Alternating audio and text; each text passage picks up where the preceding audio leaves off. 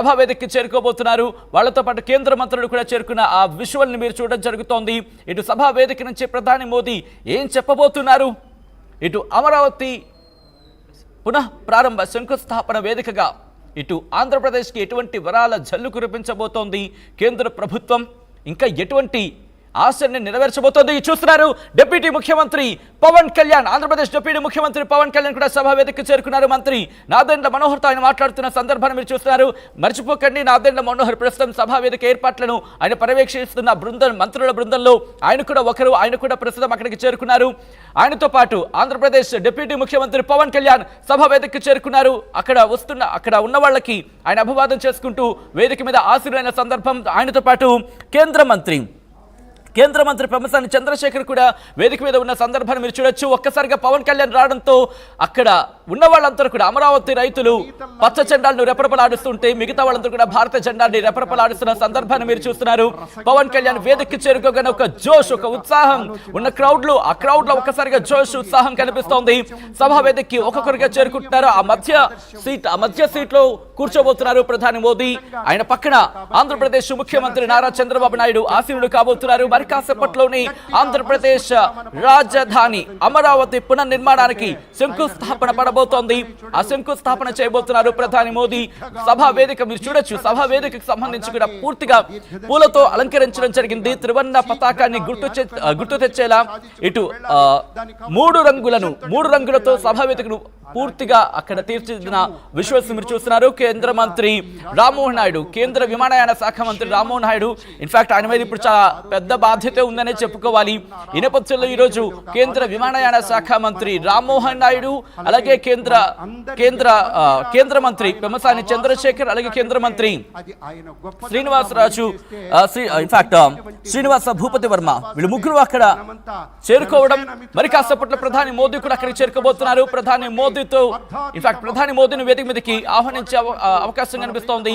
ఆంధ్రప్రదేశ్ ముఖ్యమంత్రి నారా చంద్రబాబు నాయుడు ఎప్పుడైతే ఇటు ఆంధ్రప్రదేశ్ డిప్యూటీ ముఖ్యమంత్రి పవన్ కళ్యాణ్ చేరుకున్నారు, క్రౌడ్ లో అక్కడున్న వాళ్ళలో ఒక్కసారిగా ఉత్సాహం, అక్కడున్న వాళ్ళంతా కూడా ఒక్కసారిగా ఉత్సాహంతో, మరి ముఖ్యంగా అక్కడ కొంతమంది అయితే మాత్రం పచ్చ కండువారిని అలా ఊపుతూ వాళ్ళు రెపరెపలాడిస్తూ అభివాదం చేయడం జరుగుతోంది. మరికొంతమంది ఇటు భారతీయ త్రివర్ణ పతాకాన్ని రెపరెపలాడించిన విశ్వాసం మీరు చూడడం జరుగుతోంది.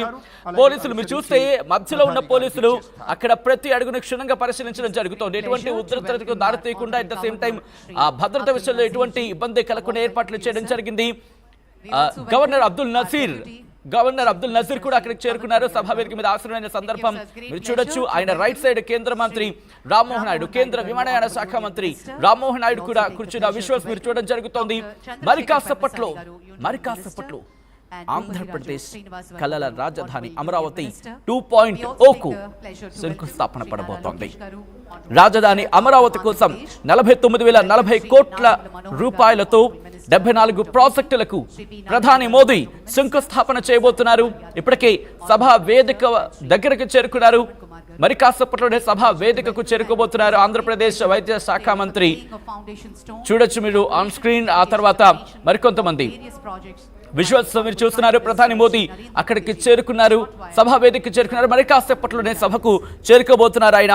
ఇటు అసెంబ్లీ కావచ్చు, అమరావతి అసెంబ్లీ కావచ్చు, సెక్రటేరియట్, హైకోర్టు భవనాలతో పాటు ఇతర ప్రాజెక్టు పనులను ప్రారంభించబోతున్నారు ప్రధాని మోదీ. వీటికి 49,040 కోట్ల రూపాయల వ్యయంతో వీటన్నిటితో మొత్తం 74 ప్రాజెక్టులు దీనిలో భాగం కాబోతున్నాయి. దీంతో పాటు మరో 8,000 కోట్ల రూపాయల ప్రాజెక్టులకు మోదీ శంకుస్థాపన చేయబోతున్నారు, ప్రారంభోత్సవంలో పాల్గొనబోతున్నారు. వాటికి సంబంధించి మరి ముఖ్యంగా కృష్ణా జిల్లా నాగాయలంకలో గుర్తుపెట్టుకోండి, DRDOకి సంబంధించి అక్కడ మిసైల్స్ ప్రయోగానికి, ఆ ప్రయోగ కేంద్రానికి 1,459 కోట్ల రూపాయలని